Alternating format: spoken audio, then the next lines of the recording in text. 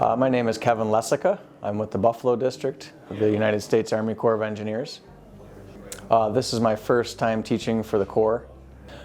Being an instructor for this is, number one, it's rewarding to myself to be able to pass on information that knowledge that I've gained over the years of surveying. It's beneficial to the class to have instructors that have real-world experience and can pass on their mistakes, how they fix those, and to hopefully help people avoid what they've gone through in their career and learn from that.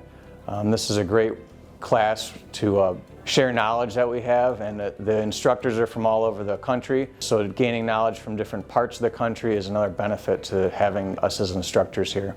It's always good to, as a surveyor, we have a close-knit community. We share ideas, we share methods, and we share hardships and hurdles that we go through, so everybody's learning, we're constantly learning, and we really hope to share that information with the class here so that they can avoid the mistakes that we've made, and so that they're working properly and that we're working as one unit, all on the same page, kind of using the same methodology for our work that we do here with the Corps of Engineers.